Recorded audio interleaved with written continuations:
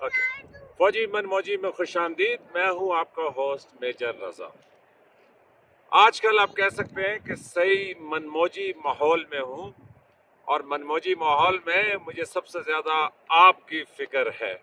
जिस तरह पाकिस्तान के वज़ीर आज़म जब भी पेट्रोल की कीमत बढ़ाते हैं तो वो उस टाइम पे कहते हैं कि मुझे सबसे ज़्यादा पाकिस्तान की आवाम की फ़िक्र है। तो बहरहाल इस मौसम में पीछे आप पहाड़ों पे बर्फ़ देख रहे होंगे, तो इसमें सबसे ज़्यादा जो खुश होता है वो मेरा ये कुत्ता जो है, ये बहुत इंतहाई खुश होता है। तो आज आज की बात शेयर करता हूँ।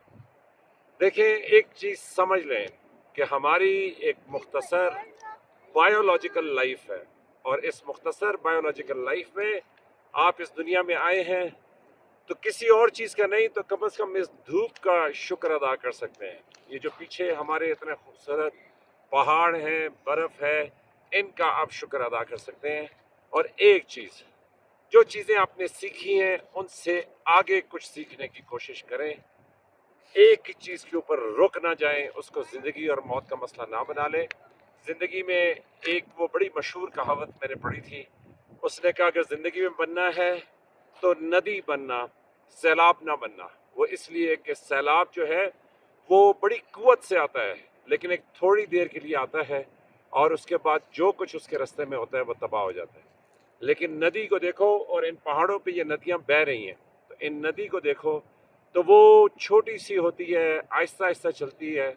अगर उसके रास्ते में कोई रुकावट आ जाए, कोई पत्थर आ जाए, कुछ आ जाए, तो नदी उससे टकराती नहीं है, बल्कि रास्ता लेके आगे चलती है।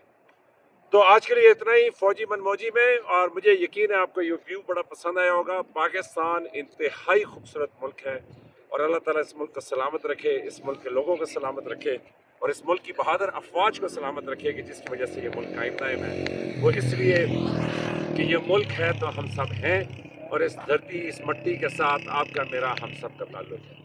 तो आज का, जिस तरह मैंने पिछली वीडियो में कहा था कि मीनिंगफुल गुफ्तगू, तो आज का छोटा सा पैगाम ये है कि जो कुछ आपने सीखा है वो अपनी जगह पे, लेकिन ज़िंदगी में नई चीज़ें सीखने से अपने आप को मत रोकें। कोई आपको किसी और मज़हब के बारे में बताता है, किसी और रस्म के बारे में बताता है, कुछ भी बताता है, तो उसको एक यकदम रद्द ना कर दें। उसको सुने, समझने की कोशिश करें, और उसके बाद जो भी आप नतीजा निकालें वो आपकी मर्ज़ी है, लेकिन ऐसे करके ज़िंदगी ना गुजारें।